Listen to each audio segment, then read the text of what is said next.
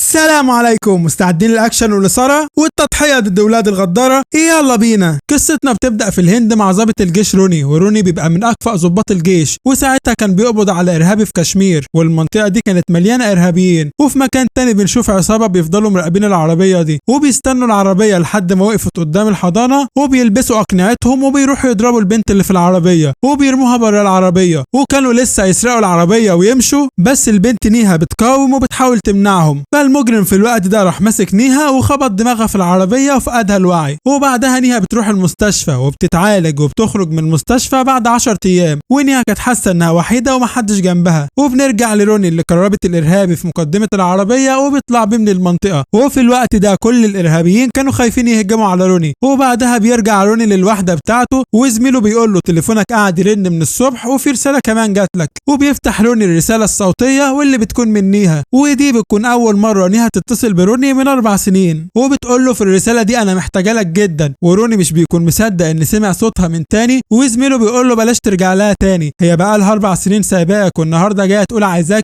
بس روني بيطنشه وبيروح يجهز شنطته، وبيقلب في صور نيها اللي كانت معاه، وبيروح للقائد يطلب منه اجازه. فالقائد قال له اجازه؟ عايز اجازه ليه ان شاء الله؟ فروني قال له ظروف طارئه يا فندم. فالقائد قال له مفيش في الجيش حاجه اسمها ظروف. بيقول له يا فندم انا بقى لي 4 سنين ما طلبتش اجازه. فالقائد قال له عشان كده مش هينفع اديك اجازه، انت اكيد نسيت ازاي تتعامل مع الناس. فروني قال له اوعدك هتعلم من اول وجديد يا فندم. فالقائد قال له قدامك 7 ايام وترجع بعدها للوحده بتاعتك، واياك تتاخر وترجع لي في اليوم الثامن. بيقول له تحت امرك يا فندم، وبيسيبه ويمشي. وهو ماشي في السكه بيفضل يفتكر ذكرياته مع نيها، وبيفتكر اول يوم شافها فيها. في البدايه واحده صاحبتها بتروح تقول لها انا جبت لك رقم الواد الحلوه اللي اسمه روني. فنيها بتقول لها مين روني ده؟ بتقول لها روني بطل كره السله، بصي هو ده. وبتتصل بيه على طول، والبنت بتفضل تعاكس فيه وبتقول له ممكن تقول لي عملت عضلاتك دول ازاي؟ وروني في الوقت ده بيقول لها مين معايا؟ فالبنت قالت له هيفرق معاك كتير، يعني لو البنات قالوا لك اساميهم بتتكلم معاهم عادي؟ فروني قال لها يا بنتي هو انتم مفكرين نفسكم بنات اصلا؟ فانيا في الوقت ده بتتعصب وبتاخد التليفون من صاحبتها وبتقول له انت ازاي تكلمنا كده اصلا؟ فروني قال لها انتوا اللي اتصلتوا بيا. فانيا قالت له انت ليك الشرف اصلا انك اتكلمت معايا، شباب كتير نفسها تبقى محظوظه وتبص لي حتى. فروني قال لها يا للدرجه دي انت وحشه؟ فانيا قالت له انت لو شفتني هتقع في حبي على طول. قال لها بجد؟ طب تعالي نجرب. وبيخبط على كتفها وهي بتبص له، وفعلا اول ما شافها وقع في حبها وما قدرش يقاوم، وهي بتسيبه وتمشي. وبتروح نيها تتكلم مع ابوها، وابوها بيقول لها في شاب محترم اسمه شيكار اتقدم لك ولازم تقابليه وتقعدي معاه. وساعتها بيظهر روني وبيعدي من فوق كبوت العربيه وبيقول لها انا فعلا وقعت في حبك، ومن ساعه ما شفتك وانا نسيت كل حاجه بحبها، وبفكر فيك انت وبس، بفكر في ضحكتك وجمالك حتى رسمه جسمك. وبيقول ايه ده؟ هو الحاج هنا؟ عامل ايه يا حمايه؟ احفظ شكلي بقى علشان هتشوفني كتير الفتره اللي جايه، يلا بقى سلام. وبالمناسبه اسمي روني. ابوها في الوقت ده بيقول لها بعيدي عن العيال الصايعه اللي زي دي. بس تاني يوم بتروح له في ملعب الكوره وبتقول له اسمعني كويس عشان مش بعيد كلامي مرتين، اولا انت شايف نفسك قوي، وثانيا فضلت تقول كلام اهبل قدام ابويا، وثالثا عمال تمشي ورايا وتراقبني، بس في حاجه واحده عجبتني فيك وهي انك بتقول اللي في قلبك من غير خوف. وبتكتب له رقمها على الكوره وبتقول له ده رقمي، لو عاوزت تقول لي اي حاجه اتصل بيا على طول. وبتضحك وبتسيبه وتمشي. ومن بعدها الحب بيزيد ما بينهم وبيفضلوا يتكلموا مع بعض طول الوقت، وبيخرجوا سوا وبيقضوا اوقات حلوه. وروني بيوعدها وعد ابدي وبيقول لها هفضل احبك طول عمري، ومهما حصل هفضل احبك على طول، حتى وانا مش جنبك هفضل حواليك في كل مكان، وعمري ما هسيبك او هتخلى عنك. بعدها بيروحوا فرح واحد صاحبهم وبيقعدوا يرقصوا ويغنوا مع بعض، ولكن فجاه بيخش عليهم ابوها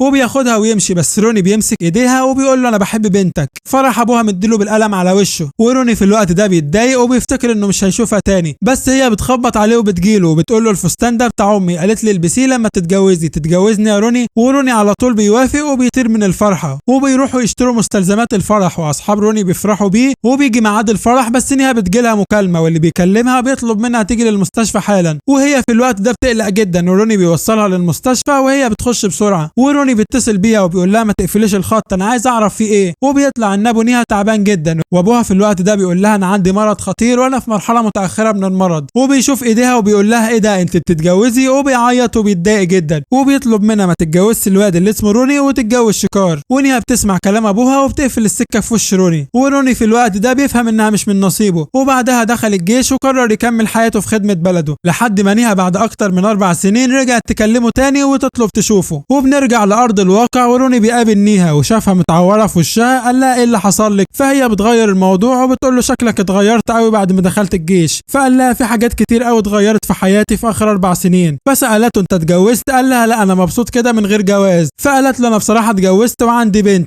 وروني بيتضايق جدا بعد ما عرف انها اتجوزت وبيقول لها ايه الحاجه اللي انت كنت عايزاني علشانها. فنيها بتحكي له انها كانت بتوصل بنتها للمدرسه في اول يوم دراسي ليها وفجاه طلع عليا بلطجيه ضربوني وخطفوا بنتي مني، ومن بعدها حياتي كلها اتلخبطت ومش عارفه مين دول وعايزين مني ايه. وبتطلب منه المساعده في انها تلاقي بنتها وبتمسك ايده وبتتوسل ليه. وساعتها روني بينسى نفسه وبيفتكر ذكريات الماضي وبيمشي من المكان وبيفضل يفكر وبيروح لمحل عربيات وبيروح لصاحب المحل اللي اسمه عثمان وبيقول له انا عايز اجر عربيه. فعثمان بيقول له انا عايز اشوف هويتك الاول علشان شركه العربيات كترت اول اليومين دول. فروني في الوقت ده بيديله بطاقته وعثمان بيعرف انه ضابط في الجيش الهندي. فبيقول له تحت امرك المحل كله يا باشا، ده انتوا اللي بتحموا البلد، وبيديله احسن عربيه. وفي الوقت ده بيروح لنيها تاني وبيسالها انت ما حاولتيش تدوري على بنتك؟ فبتقول له انا تعبت من كتر التدوير على بنتي يا روني، بقالي شهرين بدور ومحدش بيساعدني. وبتفكره انه وعدها انه مش هيسيبها. فبيقول لها طب جوزك شكار ما عرفش يعمل حاجه؟ فقالت له شكار برضه حاول لكن ما وصلش لحاجه. فبيقول لها طب عملت محضر في الاسم؟ فبتقول له انا عملت محضر من شهرين والشرطه قالت لي انهم ما وصلوش لحاجه وانهم هيقفلوا القضيه. فروني قال لها ازاي الكلام ده وبياخدها وبيروح على الاسم.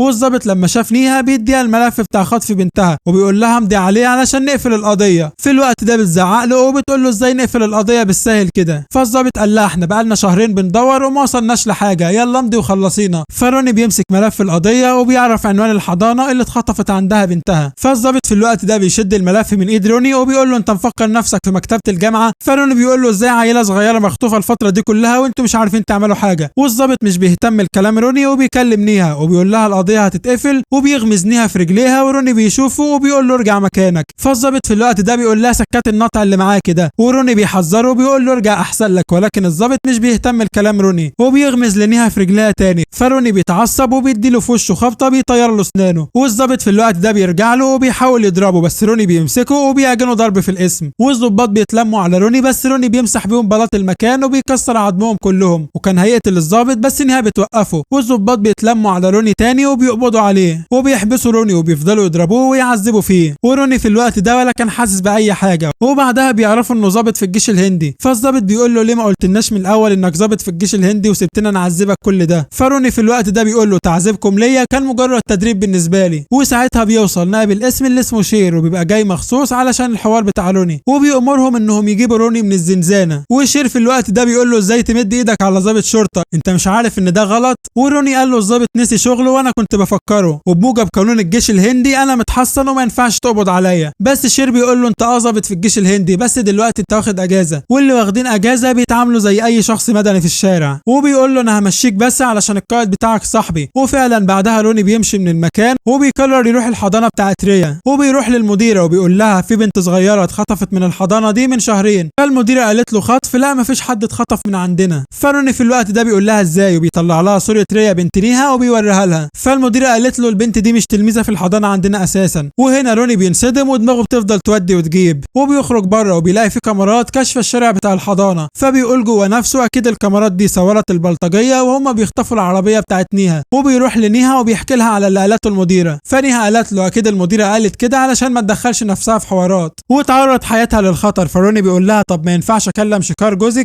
فنيها مره واحده نبره صوتها بتعلى وبتقول له لا ما ينفعش، هو ما يعرفش اصلا ان في ما بيننا حاجه. فروني قال لها طيب انا عايز صور لبنتك ريا. فنيها قالت له انا معيش غير الصوره اللي اديتها لك. فروني بيقول لها ازاي يعني ملهاش ولا صوره عندك على الموبايل ولا حتى لها صوره على الفيسبوك؟ فنيها بتقول له لا مفيش. فروني بيستغرب جدا. وفي الوقت ده نيها بتشوف ان ساني وصل بعربيته فبتقول لروني امشي بسرعه علشان ساني. فروني بيقول لها مين ساني ده؟ فبتقول له ساني ده يبقى اخو شكار وما ينفعش انه يشوفك عندي في البيت. وروني بيشوف ساني وهو داخل العماره وكان شكله شخص غلط وشايل معاه مسدس. وساني في الوقت ده بيخش على نيها وبيقول لها ازيك يا بيبي، بس نيها ما كانتش بتطيقه. وبنشوف روني بتسلل وبيشوف ساني من شباك البيت وبنشوفه هو بيشد بودره. ونيها بتتعصب على ساني وبتقول له امشي من هنا حالا وبيسمع كلامها وبيمشي. وروني بيرجع لها تاني وبيقول لها ايه اللي انا شفته ده؟ اديني رقم وعنوانه بسرعه. وفعلا بياخدهم وبيمشي. وهو ماشي بيقابل جار نيها وبيسأله انت تعرف شيكار ومراته نيها؟ الراجل بيقول له اعرفهم. فروني بيقول له طب شفت بنتهم اخر مرة كانت امتى؟ فالراجل بيقول له بنتهم هم مخلفين اصلا، انا عمري ما شفت معاهم عيال قبل كده. وروني في الوقت ده بياخد الصدمة وبيمشي وبيروح يتصل برقم ثاني وبيقول له من شهرين كده بنت اخوك اتخطفت، فانا عايز اتكلم معاك شوية بخصوص الموضوع ده. فثاني مرة واحدة قال له انت الظابط روني؟ فروني قال له لا انا صحفي. فثاني قفل في وشه السكة. وفي الوقت ده روني بيكون ماشي وبيخبط في الراجل السكران ده، والراجل بيقع منه الكارنيه بتاعه واللي بيطلع انه كارنيه ظابط. فروني بياخد الكارنيه على طول وبيقرر انه يستغله وبيروح للبيت اللي في وش الحضانة وبيقول للحارس انا ظابط وعايز اشوف تسجيلات الكاميرات، وبيقعد على الجهاز وبيشغل تسجيل اليوم اللي اتخطفت فيه ريا بنت نيها. بس في الوقت ده بيكتشف ان اليوم ده مقصوص منه 3 ساعات. فروني على طول بيقول للحارس الاقي ال3 ساعات المحذوفين دول فين؟ فالحارس بيقول له هتلاقيهم في مكتب المدير. وروني بيقرر يشوف تسجيل اليوم اللي قبليه وبيكتشف ان ساني كان موجود قدام الحضانة، فبيستغرب وبيقول لنفسه هو كان بيعمل ايه هنا، وبيدي الحارس الفلوس دي وبيقول له تجيب لي ال3 ساعات المحذوفين من غير ما حد يعرف. وروني بيديله رقمه وبيقول له كلمني لما تعرف تجيب التسجيل، والحارس بيوافق. ونروح لاسم الشرطة من تاني، وساعتها كان في ضابط جديد لسه متعين في الاسم واسمه سانج، وسانج ده كان متنكر في اخر عملية في هوية تاجر مخدرات، فكان لازم يدمن المخدرات علشان يلبس الدور. وفعلا خلص مهمته بنجاح بس فضل مدمن للمخدرات. وبيخش للنائب شير وشير بيقول له حوار انك بقت مدمن ده مش حلو في حقك، لازم تثبت انك ضابط شاطر وسمعة الضابط هي اهم حاجة فيه. وبعدها روني بيروح يراقب ساني وعصابته وبيفضل ماشي وراهم وبيشوفهم بيشتروا المخدرات من عثمان، وبيتصدم روني لانه كان مفكر عثمان شخص طيب. وروني بيجري علشان يلحقهم بس هم بيكونوا اختفوا، وواحد فيهم بيظهر من وراه وبيرفع عليه سلاح. وفي الوقت ده بيسأل روني انت مين وعايز مننا ايه؟ بس روني بيلف بسرعة وبيدور الضرب فيهم وبياخد السلاح وبيرفعه على واحد منهم وبيسأله فين ريا، والراجل بيقول له انا ما اعرفش حد بالاسم ده. فروني بيسيبه وبيروح لعثمان وبيقول له مين اللي كانوا معاك دول؟ فعثمان بيقول له دول كانوا ناس تايهين وانا وصفت لهم المكان. وروني في الوقت ده بيشوف كيس الفلوس،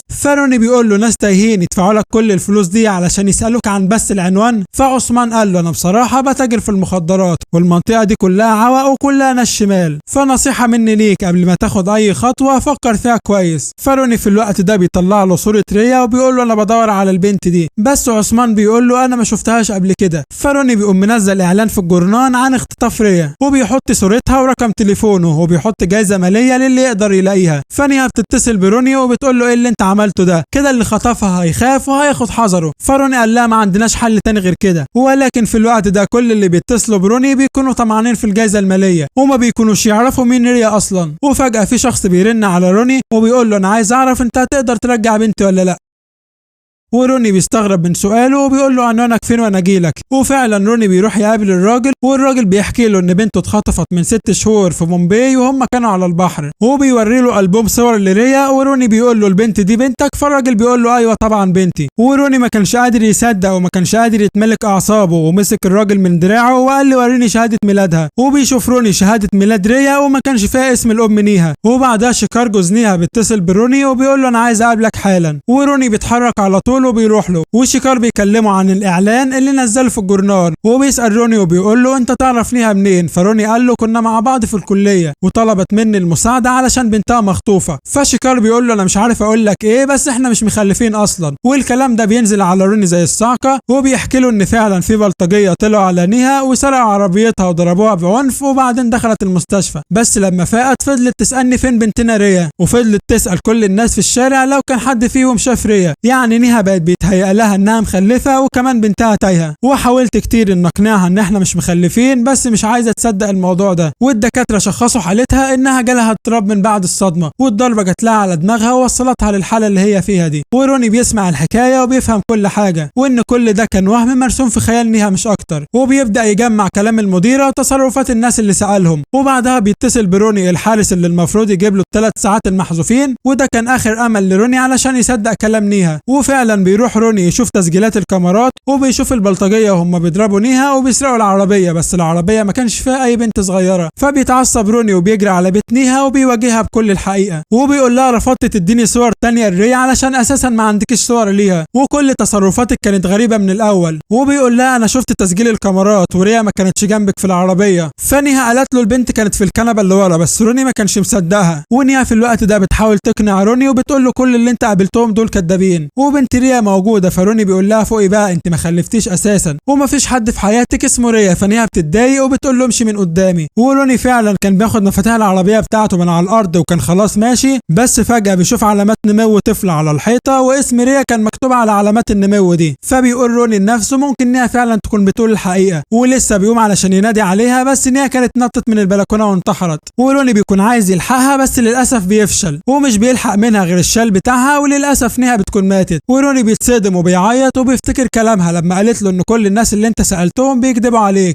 وفي الوقت ده الضابط سانج بيتولى التحقيق في قضيه انتحار نيها وبيحقق مع شيكار وبيساله انت ليه خليت مراتك تنتحر، وشيكار بينكر الاتهام ده. وسانج بيمشي وبيقول للضابط شيكار فعلا بيقول الحقيقه وهو ما قتلش مراته نيها، بس في نفس الوقت عين شيكار كانت مليانه كذب كتير وانا متاكد ان في تفاصيل كتير في القضيه دي. وفعلا بيخلي المساعد بتاعه يكشف على الموبايل بتاع نيها ويعرف هي كانت بتتكلم مع مين، وبعد ما كشف على التليفون عرف ان اخر مكالمه كانت مع روني، وبيعرفوا عنوان روني وبيتحركوا علشان يحققوا معاه. وروني في الوقت ده كان في حاله اكتئاب شديده، والباب بيخبط بس مش بيكون الشرطه، وبيطلع عثمان اللي بيخبط، وعثمان بيقول له انا عندي كلام مهم عايز اقوله لك. نيها كانت فعلا مخلفه بنت اسمها ريا، فروني بيتعصب عليه وبيمسكه من هدومه، وعثمان بيقول له نيها ما كانتش مجنونه وكل كلامها كان صح، وساني هو اللي عمل كل الحكايه دي. وبيقول له في يوم وانا باخد بضاعه من ساني شفت رجالته هم واصلين ومعاهم بنت صغيره، وساني في الوقت ده اداني فلوس كتير وقال لي اقفل بقك وقال لي هتموت، فكنت خايف جدا وسمعت الكلام، بس ما كنتش اتخيل ان ده هيخلي امها تنتحر. وفي نفس الوقت بيوصلوا رجاله مسلحين في الفندق اللي فيه روني وكانوا جايين علشان يقتلوا روني، واللي بعت الرجاله دول بيكون الراجل اللي كلم روني وقال له ان ريا تبقى بنته، بس الراجلين دول بيقتلوا واحد تاني بالغلط وما بيكونش روني. وفي الوقت ده روني بيقول لعثمان الحيوان اللي اسمه ساني ده اقدر الاقيه فين، وعثمان بيدله على مكانه، وبيركبوا الاسانسير مع الراجلين اللي كانوا جايين يقتلوا روني. وساعتها سانج بيتصل بروني وبيقول له انت فين، فروني قال له انا في الفندق، فسانج قال له خليك عندك ما تتحركش انا جاي لك على طول، بس روني بيقفل معاه وبيمشي علشان يوصل لساني، وبيطلع من باب وسانج بيخش من الباب التاني، وفعلا بيوصل روني لساني وبيقول له فين ريا، فساني بيأمر رجالته يضربوا روني، بس يضربوا مين؟ روني هو اللي بيمسكهم وبينفضهم كلهم. وفي الوقت ده ساني بيطلع يجري وروني بيطلع جري وراه، وسانج بيعرف اللي حصل وبيأمر جميع الوحدات انها تقبض عليهم، وساني وروني بيطلعوا على الطريق، وساني بينط على الاتوبيس ده، ولكن روني بيفضل وراه ومش بيسيبه خالص لحد ما ساني تعب من الجري وروني قدر يمسكه، وبينزل ضرب في وشه، والشرطه في الوقت ده بتكون وصلت ليهم، وبالعافيه بيشدوا روني قبل ما كان هيموت ساني، وبيقبضوا عليهم هما الاثنين. وسانج في الوقت ده بيقول لروني مش انا قلت لك تستناني في الفندق، وروني بيقول له استنى ايه، استناه لحد ما يقتل ريا. وسانج في الوقت ده بيقول له انت كنت موجود ساعه ما نيا انتحرت، فروني بيقول لسانج كنت هتعمل ايه لو بنتك هي اللي اتخطفت. وسانج في الوقت ده بيتخانق من روني وبيرميه في الزنزانه، وروني في الوقت ده بيتعصب وبيقول له انكم المفروض انكم بتخدموا الشعب، وسانج بيقول له اهدى وبطل كلام بدل ما اقوم لك، فروني بيقول له انت بتتكلم كده بس علشان حابسني، بس لو نزلت لي راجل لراجل هعرفك مقامك. فسانج بيقوم وبيفتح الزنزانه، وفعلا الاثنين بينزلوا ضرب في بعض، بس روني كان اقوى منه بكتير لحد ما العساكر اتدخلت ومسكوا روني. وفي الوقت ده النائب شير بيتدخل، وروني قال لهم خدتوا رشوه قد ايه علشان تسكتوا عن الحق، فشير بيقول له قصدك ايه، فروني بيقول له ساني اللي انتوا سبتوه يمشي هو اللي خاطف بنت نيها. في الوقت ده شير بيقول له عندك دليل على كلامك ده، فروني بيقول له عثمان، وفعلا بيجيبوا عثمان، وعثمان بيقول الحقيقه وبيقول له انه شاف رجاله ساني وهم خاطفين ريا. فشير بيقول له عثمان مستعد تقول الكلام ده في المحكمه قدام القاضي، فعثمان بيقول له هقدر. فبيجيبوا ساني علشان يحققوا معاه، وسانج في الوقت ده كان عايز يستجوبه بس شير رفض وقال له انا اللي هحقق معاه. وفعلا بيخشوا وبيسالوا في الريا، فساني بيكذب عليه وبيقول له معرفش حد بالاسم ده، وبيقول له هات سجاره، وبيكون ساني مهووس من المخدرات اللي بيشربها وبيتجنن وصوته بيعلى وكان هيقوم يضرب النائب شير،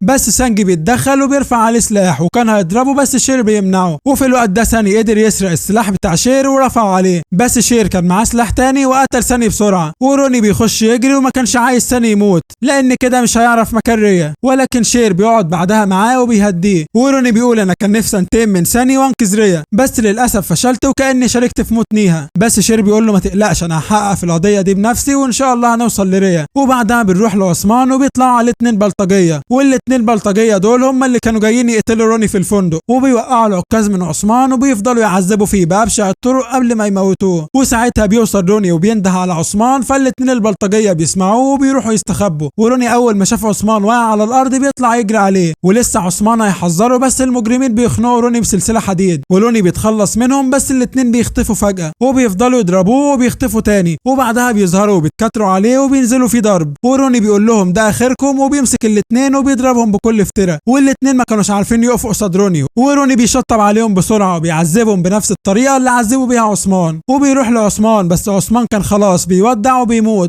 وفي الوقت ده تليفون واحد من البلطجيه بيرن، فروني بيروح بسرعه يمسكه، ولكن هنا بيتصدم صدمه كبيره علشان بيلاقي ان الرسائل اللي جايه للبلطجيه دي بتكون جايه من النائب شير، وكان مصور روني وبعته للاتنين البلطجيه دول علشان يقتلوه. يعني بيطلع ان النائب شير هو اللي ورا الحدوده دي كلها. وروني بيتعصب وبيمسك واحد منهم وبيقول له لاقي شير فين انت؟ فالبلطجي في الوقت ده بيقول له هتلاقيه في الغابه، بس حواليه هتلاقي رجاله مسلحين كتير جدا ولا كانها قاعده عسكريه تبع الجيش الهندي. وروني في الوقت ده بيخلص عليه وبيتحرك بسرعه على الغابه. وفي نفس الوقت الضابط سينج بيشوف تسجيل الكاميرات يوم ما نيها ماتت، وبيشوف روني في الكاميرات وبيعرف انه كان موجود عندها، فبيتحرك علشان يقبض عليه. وبيوصل لروني عند حدود الغابه، وعلى طول 3 عربيات بتتلم عليه، بس روني بيلبسهم في بعض وبيوصل بعدها للغابه، وبيبدا يقتل في رجاله شير واحد ورا التاني. وشير بيعرف ان روني وصل، فبيقول لرجالته خلصوا عليه علشان نعتبره شهيد، بس طبعا ده مش بيحصل، وروني هو اللي بيشهد على موتهم كلهم، وبيخش على الرجاله اللي بعديهم وبيقتلهم هم كمان، وبيروح للي واقفين في الميه وبيخلص عليهم هم كمان. وفي الوقت ده بيوصل القائد بتاع روني في الجيش وبيقابل الضابط سانج، وبيساله قبضتوا على روني ولا لسه؟ فسانج بيقول له لسه، بس ان شاء الله يا نقبض عليه يا نقتله. فالقائد قال له تقتلوا مين يا حبيبي؟ انا جاي احذركم من روني علشان هو اللي هيقتلكم كلكم، لان روني قد جيش لوحده ويقوم بيكم كلكم. وسانج في الوقت ده بيقول له انا طلقتي ما تخيبش. وروني ساعتها بيوصل اوضه الاسلحه وبياخد الاسلحه اللي هو عايزها وبيفجر البيع علشان يعجزهم، وبيطلع بعدها على رجاله شير وبيفضي خزنه الاسلحه عليهم، وبعدها اسلحته بتخلص وبيرميها، بس لو سلاح روني خلص فايده ب1000 سلاح. وفي الوقت ده بتوصل طياره فيها رجاله معاهم سلاح بيضرب 650 طلقه في الدقيقه، وروني ولا بيهمه وبيفادي الرصاص كله، وبينط جوه الطياره وبيكسر عظم الرجاله اللي جواها وبيرميهم وبيسيطر على الطياره وبيدمر المعسكر بالكامل. بس في رجاله بتبقى لسه عايشه وبيضربوا على الطياره نار، والطياره بتقع وبتتدمر، وروني بيكون خارج منها وبيخش البيت اللي فيه شير، وفي رجاله بتقف في سكته بس روني بيقتلهم على السريع. وفي الوقت ده روني بيبقى تعب جدا بس لسه مكمل، وبيهجم عليه 4 رجاله وبيكتفوا روني، بس روني بيضربهم برجله وعظم رجلهم كله بيتكسر. وشاف قدامه الراجل اللي قال له ان هو ابو ريا، فروني قال له انت بقى ابو ريا، فخد دي عشان ما تبقاش ابوها تاني، وخد دي كمان واتكل على الله. ولكن ساعتها بيظهر شير وبيضرب روني بالنار، وبيجي جنبه وبيقول له مش قلت لك حق انا في القضيه واخلع انت من القصه دي؟ وبيساله انت عايز ايه؟ فروني بيقول له عايز ريا. فشير بيقول له ريا موجوده وعايشه يا سيدي، عايز حاجه تاني؟ وبيبدا شير يحكي له هو ليه خطف ريا، وبيحكي له انه بقى بيتاجر في المخدرات علشان زهق من شغلانته وعايز مصدر دخل تاني، وجات له فرصه ذهبيه عن طريق ريا. وبيقول له انه في يوم راح المخزن عند ساني وخد منه صندوق مخدرات، وسمع ساعتها بنت بتعيط، وراح شاف واحد رافع السلاح على ريا وكان خلاص هيقتلها. بيقول له بس انا اتدخلت وقتلت الراجل ده وخدت ساني معايا ورحت لشيكار وقلت له اخوك كان عايز يقتل بنتك، بس طلع ان شيكار هو اللي امر ساني انه يخطف ريا علشان شيكار ما كانش بيحب بنته. وشير في الوقت ده بيقول له انا مش مهتم اذا كنت بتحب بنتك او لا، انا عندي بضاعه كبيره قربت توصل، وبما انك صاحب شركه شحن كبيره هتخلص لي القصه دي وهتجيب لي البضاعه بتاعتي، وانا هفضل حابس بنتك لحد ما تجيب لي البضاعه. وشيكار قال له الكميه كبيره وهتقعد 2 شهر عشان توصل. في الوقت ده شير قال له 2 شهر البنت هتفضل عندي لحد ما البضاعه توصل لي. وشير بيقول لروني الغريب ان شيكار كان بيكره بنته ومراته جدا وكان عايز يقتلهم، ولما العصابه خطفت ريا راح حرق كل حاجه تخص ريا ومحى اي اثر لوجودها، وراح اقنع جيرانه وكل الناس اللي حواليه ان ريا بنته ماتت وان نيها حاليا في غيبوبه وما ينفعش تصحى وتعرف ان ريا ماتت، فاحنا هنمثل عليها انها ما خلفتش اصلا وانها مريضه ومحتاجه تتعالج. وفضل يتوسل ليهم واقنعهم انهم يكذبوا ويقولوا ان نيها ما خلفتش اصلا. وراح كمان ادى رشوه للمديره والحارس بتاع الكاميرات ومسح ال3 ساعات اللي على الكاميرات. وشير بنفسه امر بقفل القضيه بتاعت خطف ريا، وانا اللي قلت لساني خد السلاح مني علشان يكون ليا مبرر ان اقتله، ودي كانت الحقيقه وخطه شير. بس روني بيقول له انت عملت كل حاجه صح الا انك تخطف ريا، وبيقوم وبيمسكه من رقبته وبينزل في ضرب يمين وشمال، وهو بيضربه كان بيفتكر نيها وانها ماتت بسببه. وشير بيقع وبياخد سلاح من على الارض وكان هيقتله، ولكن بيوصل الضابط سانج وبيقتل شير.